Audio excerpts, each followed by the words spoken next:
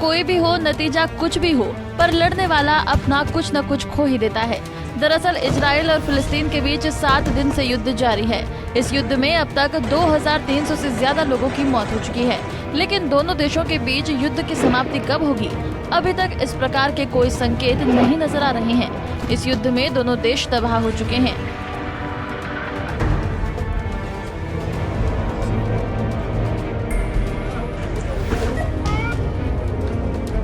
हर तरफ तबाही का मंजर, आंसुओं का सैलाब, अपनों को ढूंढते लोग, मलबे में तब्दील इमारत, और आज यही दास्तान बनकर रह गया है इजराइल और फिलिस्तीन की।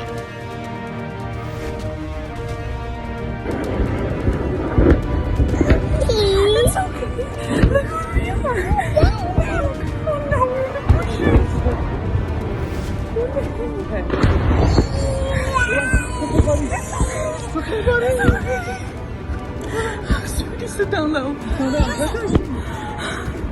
I don't know. It's working. It's supposed to. It's working. It's working. It's okay. It's okay. It's okay. Look, fireworks. It's the fireworks. You remember the fireworks? Fireworks. Where's Charlie? There you are. दोनों देशों के बीच युद्ध को लेकर दुनिया भी दो धड़ों में बटी हुई नजर आ रही है। एक तरफ तमाम मुस्लिम और खाड़ी देश तो दूसरी तरफ तमाम पश्चिमी देश। यहाँ तक कि इस वार में दो महाशक्ति अमेरिका और रूस भी आमने सामने हो गए हैं। एक तरफ अमेरिका खुले तौर पर इजराइल का समर्थन कर रहा है, तो दूसरी तरफ रूसी राष्ट्रपति व्लादिमीर पुतिन कह रहे हैं कि ये युद्ध यूएन की पॉलिसी का फेल्योर है। लिहाजा ये युद्ध किस तरफ जाएगी ये किसी को नहीं पता है। तभी कहते हैं कि लड़ाई किसी चीज का हल नहीं है। इसी बीच इजराइल की सेना ने इस बात को स्वीकार कर लिया है कि वो 7 अक्टूबर को हुए हमास के हमले को रोकने में नाकाम रहे। इजरायली सेना चीफ ने कहा कि लोगों की रक्षा करना सेना का काम है, लेकिन हम इसमें नाकाम रहे। ये हमारे लिए सीख है। अब समय जंग का है। तो वहीं इजराइल की सेना ने गाजा के लोगों से कहा कि वो गाजा सिटी खाली कर दें। वहां रहने वाले लोग उनके दुश्मन नहीं हैं, वो केवल हमास का खात्मा करना चाहते हैं। इजराइल के इस आदेश पर यूएन के प्रवक्ता ने कहा कि ये 10 लाख लोगों की जिंदगी से खिलवाड़ है। यूएन ने अपील की है कि इजराइल इस ऑर्डर को वापस ले। इजराइल हमास जंग के बीच भारत सरकार ने इजराइल में फंसे अपने नागरिकों को एयरलिफ्ट करना शुरू कर दिया है। शुक्रवार सुबह 212 भारतीय नागरिकों को लेकर एयर इंडिया की फ्लाइट दिल्ली पहुंची। दिल्ली एयरपोर्ट पर केंद्रीय मंत्री राजीव चंद्रशेखर ने सबका स्वागत किया। बता दें कि इजराइल में करीब 18,000 भारतीय रहते हैं। वतन लौटे भारतीय नागरिक काफी डरे और सहमे हुए थे। उन्होंने कहा कि जब भी वहां सायरन बजता था हम काफी डर जाते थे।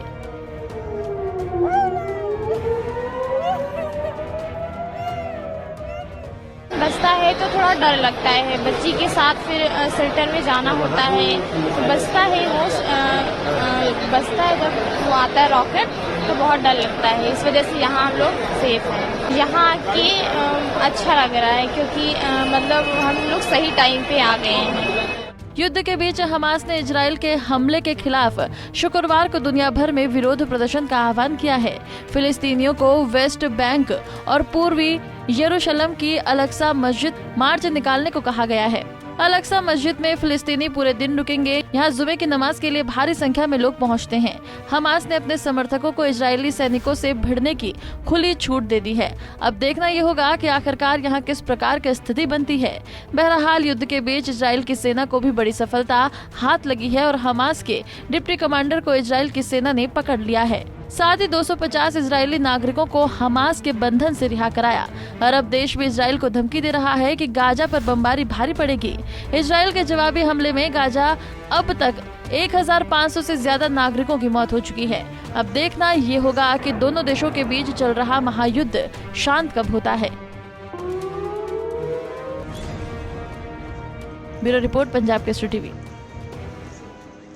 हमसे जुड़े रहने के लिए हमारे YouTube चैनल को सब्सक्राइब करें और नई वीडियो की नोटिफिकेशन के लिए बेल आइकॉन को दबाएं।